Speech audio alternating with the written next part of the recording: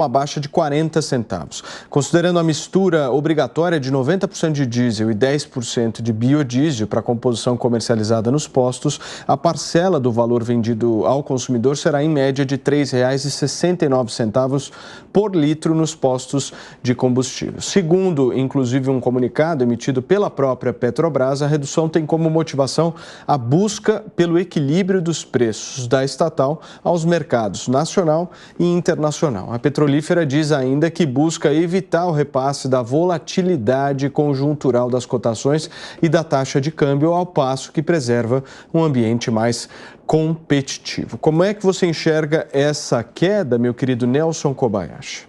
Eu acho muito bom, porque o preço do diesel e do combustível de maneira geral, mas principalmente do diesel, ele é determinante para o índice de inflação. Porque tudo que é transportado no Brasil, infelizmente, em grande maioria, mais de 90%, é via terrestre, via rodoviária, né? Então, se o preço do diesel estiver baixo, o preço do frete também acaba sendo baixo e isso impacta no preço do produto que chega lá no mercado. Se o diesel subir, o frete sobe, esse preço é repassado, até chegar no consumidor, lá na boca do caixa no supermercado. Então isso é bom, isso é ótimo. Isso, por exemplo, contribui para, daqui a pouco, se isso se manter estável, contribui para diminuir, por exemplo, a taxa de juros. Isso pode ser um dos fatores determinantes. Então é ótimo que isso aconteça.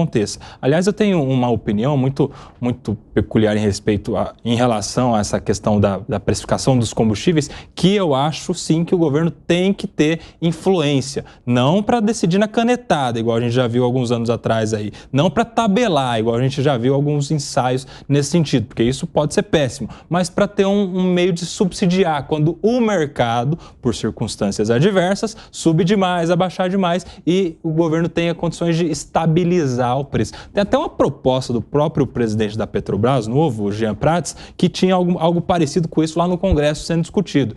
O Brasil já tem algo muito parecido, por exemplo, tinha na Conab, né, que quando havia uma falta de determinado alimento, os depósitos do governo subsidiavam para manter ali o preço. Então, eu acho interessante. Isso impacta na vida de todo mundo, não é só de quem abastece, não. A gente vê preço do diesel, mas eu não tenho um caminhão, não tenho um ônibus, isso não vai impactar na minha vida? Impacta sim, na vida de todos os cidadãos, porque é um dos fatores principais em relação à inflação, ao preço das coisas. Ô Alan, essa história do aumento ou da diminuição do valor do diesel, da gasolina, ele é um assunto que por muitas vezes as pessoas elas pensam de uma maneira mais imediatista, né? Como é que você vê essa redução sendo a primeira da gestão de Jean Paul Prats?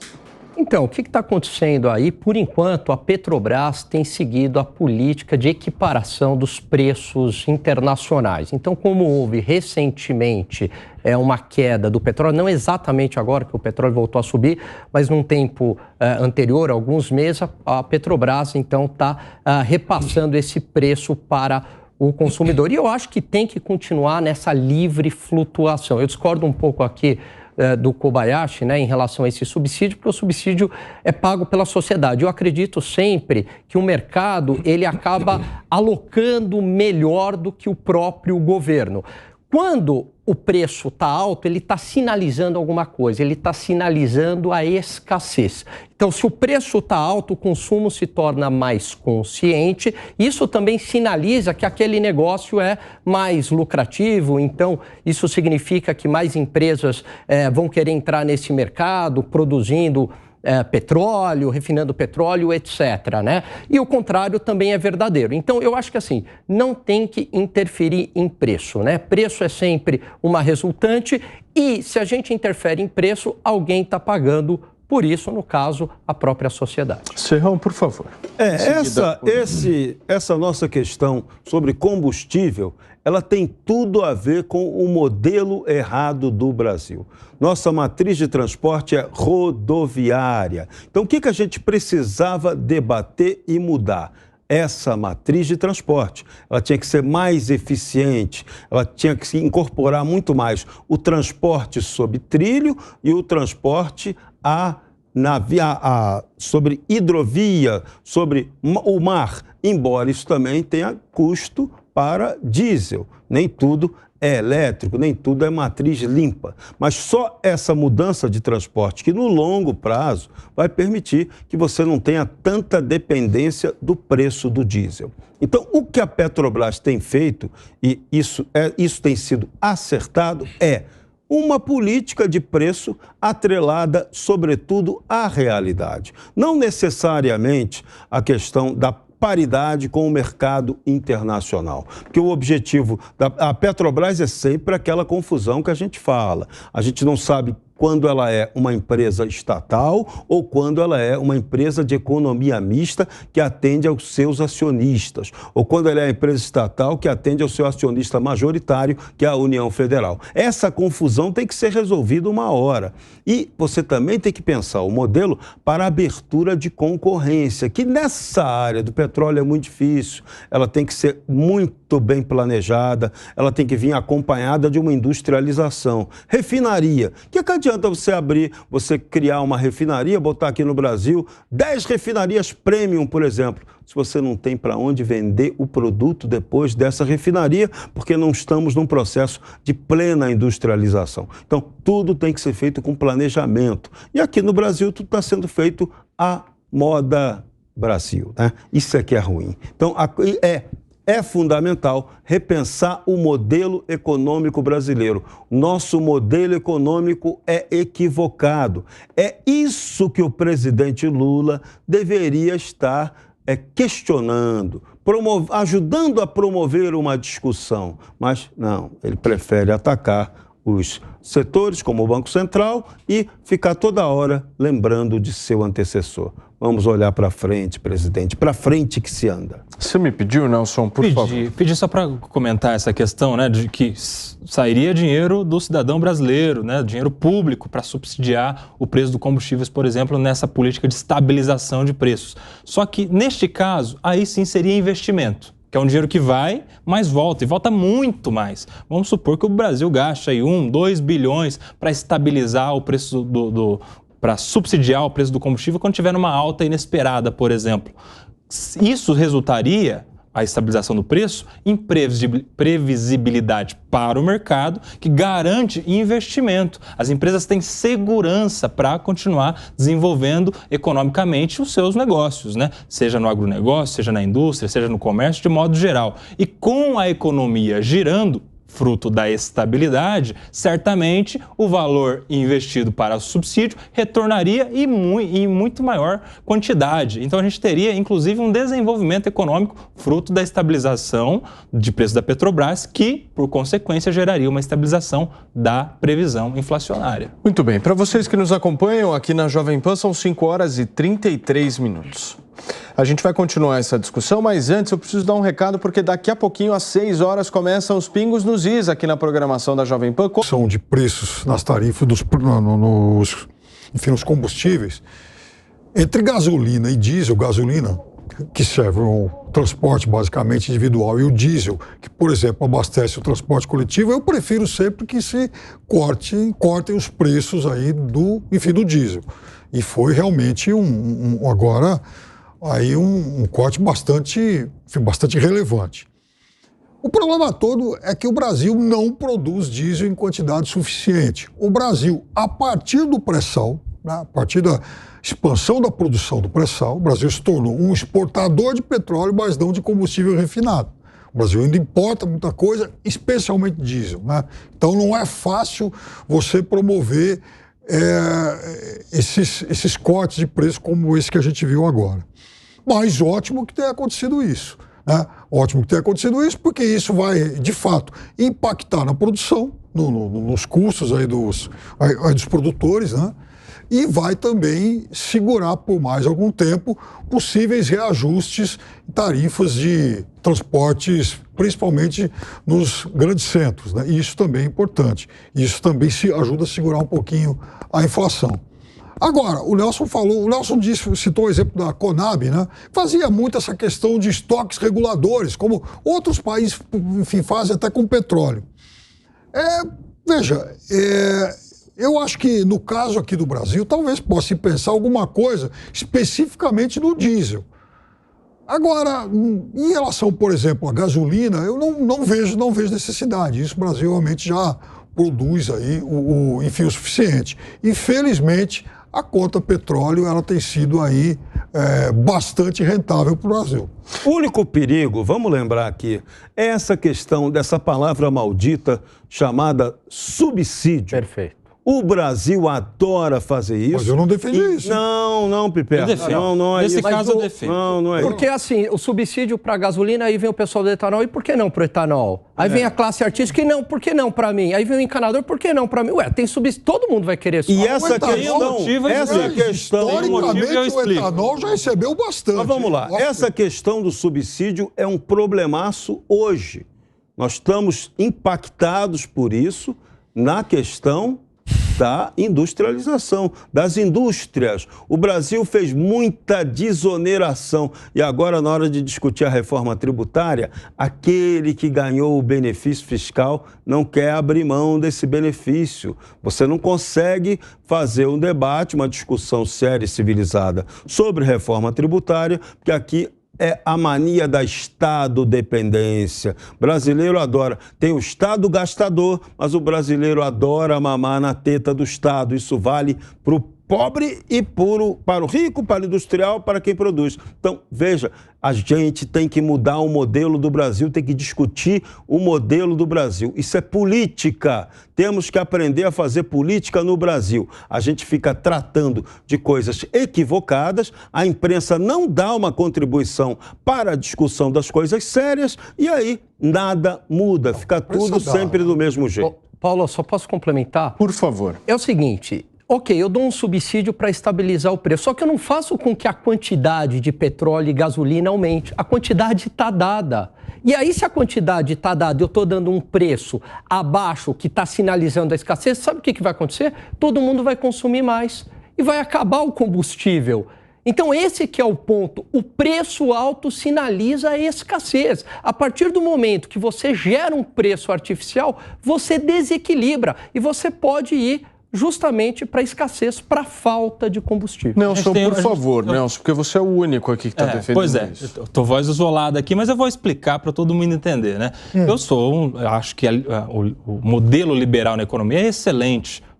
Acho que a economia liberal faz muito bem para o desenvolvimento, né? Para o melhor programa social que existe, que é o do emprego, né? A liberdade econômica, a gente precisa prezar por isso. Mas em alguns pontos específicos, estratégicos, o Estado tem sim responsabilidade de lidar diretamente, por exemplo, com o preço do combustível. Porque senão, se a gente deixar no liberalismo extremo, a gente corre o risco de acontecer o que acontecia há pouco tempo atrás. O próprio mercado se regula em relação ao preço do combustível. Aí o cara que vende um frete, por exemplo, quando ele vende o preço está de um jeito, depois o mercado, por algum motivo, colocou o preço lá em cima, ele sofre o prejuízo. Lembra da greve dos caminhoneiros? Começou por causa disso. Então, o governo tem sim a responsabilidade de manter uma estabilidade no preço dos combustíveis, porque o governo tem a responsabilidade de manter estabilidade na inflação. E com a responsabilidade de manter essa estabilidade, gerar também a previsibilidade, que é o que faz o mercado investir em desenvolvimento. Se a gente não concordar com isso, daqui a pouco o preço está lá em cima e a inflação comer solta, a gente não vai poder cobrar do governo pela inflação que está aí assolando a vida, principalmente da população trabalhadora mais pobre. Por favor, meu querido Alan. A greve dos caminhoneiros começa, inclusive, a causa estrutural por uma política de subsídios, onde ficou muito fácil financiar um caminhão, né? E aí todo mundo tinha um caminhão e aí você chega numa situação... Não tem a ver com o preço? Limite. A greve dos caminhões não tem a ver com o preço? Mas gerado por uma distorção, gerada por um subsídio. Se você tiver não o caminhão e o preço estável? Não, mas você gerou muito mais caminhões do que suportava. Eu concordo com você, não, que deveria haver o quê? Deveria haver outras Então a greve dos caminhoneiros é porque o pessoal tinha caminhão. Não é isso. Houve um subsídio. na política de financiamento de caminhões. Esse é o ponto. E o preço do combustível? E o preço do combustível? Distorção. E o preço do combustível? O preço do combustível tava beleza. Sinaliza a escassez, é uma lei de mercado. Então o preço do combustível estava legal. Deixa eu te falar, o preço do combustível, Kobayashi, estava artificialmente baixo porque no governo Dilma, essa política que você defende quase quebrou a Petrobras. Não. Quase quebrou a Petrobras, sim, mantendo preços artificiais. E aí o que aconteceu? Teve que liberar o preço, porque ia quebrar a Petrobras. Porque você não faz com que aumente... Roberto Campos com Paulo Guedes. Ia quebrar... Ô, Piperno, você está muito liberal, hein? Xandro Serrão. Tá quase libertino de tão liberal aqui do meu lado. Divertido aí, né? O extremo liberalismo, né? Riscando a faca um pro outro. Olha, eu quero dizer o seguinte, eu repito o que eu disse antes, eu sou contra subsídios, e assim, justo eu, né? Olha, e assim, sou contra, 100% contra. Eu acho que há momentos, sim, que a gente tem desequilíbrios. No caso, por exemplo, dos combustíveis, a gente viu isso um ano atrás, também muito pautado pela conjuntura internacional, embora naquele momento o Brasil fosse menos atingido, porque o Brasil é inclusive um exportador hoje, felizmente, né? Graças ao nosso bendito pré-sal, né? Tão atacado em outros tempos, mas eu acho que se for realmente para haver algum tipo de intervenção que seja no diesel e não na gasolina. Tá, então eu tenho uma pergunta. Eu tenho uma pergunta. Então vocês são contra totalmente a qualquer tipo de política de estabilização de preço. Tem que deixar solto. Come solto. Se subir, subiu. Se baixar, baixou. E daí tanto faz se isso vai impactar na vida do trabalhador. Não, mas aí é um discurso apelativo para emoção. Não, eu quero uma proposta. É zero estabilização. O preço alto, a gente convive com o preço alto. A estabilização pode ser dada, por exemplo, com a contribuição que ocorreu. Perfeito. Baixou o imposto. Perfeito. A desgraça do Brasil é o imposto. Ótimo, eu concordo. Que não deixa de ser um subsídio. Não, é o subsídio. Aí eu concordo com o Nelson. É diferente. Você colocar dinheiro ou você deixar de cobrar é a mesma coisa. Não, é completamente diferente. Quem está fazendo a escolha é o governo. Quando você onera, você está subsidiando. É o contrário. Só um minuto. Só um minuto, Serrão. Só um minuto. Nesse momento é importante a gente equalizar sempre para que não vire um tumulto, certo, Piperno? Porque aqui não é de manhã, não. Aqui é uma coisa um pouco mais sóbria. Por favor. Quer dizer que, em relação a isso, eu concordo com o Nelson, porque, veja, houve também um corte do ICMS, né? Veja, se fez caridade com o chapéu alheio. Ninguém foi perguntar para os governadores de cada estado, falar, escuta, o seu estado aceita ceder um naco? E o seu? Não. Votou-se uma lei obrigando, determinando um corte horizontal nisso tudo. Então aí também eu discordo, porque é fazer caridade com o chapéu ali. Não é caridade. O imposto do outro. O imposto, a alíquota era tão absurda que não dá. Como é que você aceita pagar 38% de telefonia, como era no Rio de Janeiro? Não, nós estamos falando a gente está falando aqui de combustível. Combustível, aí, outro absurdo. Vamos lá. Pode ser absurdo para mim, absurdo para você, mas não absurdo para o Estado X, que depende, que está contando com aquela receita para fechar o seu orçamento. Tanto que agora todo mundo está batendo na porta do governo para pedir compensação do ICMS que deixou de receber. Muito bem, e aí, quem paga a conta? Sua vez. E esse pedido aí de compensação, essa é a grande canalice brasileira da discussão estatal do Estado que gasta cada vez mais. Então, de novo, voltamos à discussão inicial. Problema essencial do Brasil é péssimo gasto público, excesso de gasto público, muita rolagem de dívida a juro alto. Veja, o modelo brasileiro é muito ruim. Matriz de transporte baseada no diesel para um país continental. Transporta tudo em caminhão a longuíssima distância. Então, a gente tinha que mudar o modelo. Nosso modelo está errado e a gente não promove uma discussão séria e concreta para mudar o modelo, que é uma coisa que tem que ser planejada e gradual. Como é que eu posso produzir tanto petróleo e o meu petróleo do pré-sal eu tenho que exportar porque eu não consigo refinaria aqui para ele virar combustível aqui no Brasil? Então, É isso. O modelo brasileiro tem que ser discutido. Vamos discutir? Isso é fazer política. Vamos fazer política? Eu defendo todo dia isso. Nelson Kobayashi. A gente já viu aqui que o problema é com a palavra. O termo subsídio não pode usar. Tá bom. Mas vamos usar então desoneração, que é uma espécie de subsídio. Não, é um subsídio. Porque no governo Bolsonaro, acertadamente, o que foi feito pela economia ali, pela gestão do ministro Paulo Guedes, foi desonerar o combustível no PIS/COFINS. Inclusive, o presidente Lula prorrogou até o final do ano, dezembro, essa desoneração para diesel, por exemplo, e até final de fevereiro para gasolina e etanol. Isso é ok, né? O combustível está subindo demais, o que eu faço? Eu deixo de cobrar um tanto de imposto ali. Vamos supor, não sei o valor exato, deixo de cobrar R$1 no litro de imposto que viria para o governo. Aí é legal, né? Que eu estou incentivando uma política de estabilização do preço para não subir demais, não impactar na vida do cidadão. Agora, em vez de se eu não cobrar, eu mantenho cobrando esse R$1 e eu pago R$1 para o cidadão, para manter o preço no mesmo valor. Isso seria um subsídio. Aí a turma é contra. Gente, o problema não pode estar no termo das coisas. O problema é resolver a situação. Seja dando ou deixando de cobrar, o governo tem responsabilidade com a manutenção do preço do combustível, porque isso é importantíssimo para o desenvolvimento econômico. Se a inflação não estiver estável, ninguém investe no Brasil. A empresa que está aqui vai embora. O cara que ia contratar um tanto de funcionário não contrata mais, com base na imprevisibilidade do mercado. Então o governo tem responsabilidade sim, manter a estabilização do preço do combustível, porque com isso estabiliza a economia e as coisas acontecem. O desenvolvimento econômico, financeiro, corre no Brasil, é isso que a gente precisa. Alan Gani, para fechar. Olha, voltando lá à greve dos caminhoneiros, só para explicar um pouco melhor, a política de subsídios, né, que fez com que o preço dos fretes diminuísse bastante e os custos se elevassem. Então, a causa estrutural estava ligada a essa política de subsídios. Depois, na Petrobras, um controle de preço, chame de controle de preço, subsídio, mas manter o preço artificialmente baixo. Quase quebrou a Petrobras. E não se sustentou, como não se sustenta. Teve que aumentar o preço e aí o preço foi lá para cima.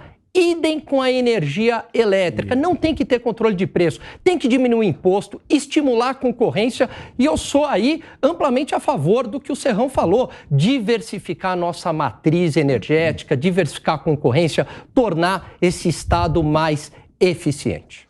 Muito bem, senhores, eu vou para um rápido intervalo comercial, é muito curto, a gente já volta aqui no 3 em 1 nesta terça-feira, não sai daí.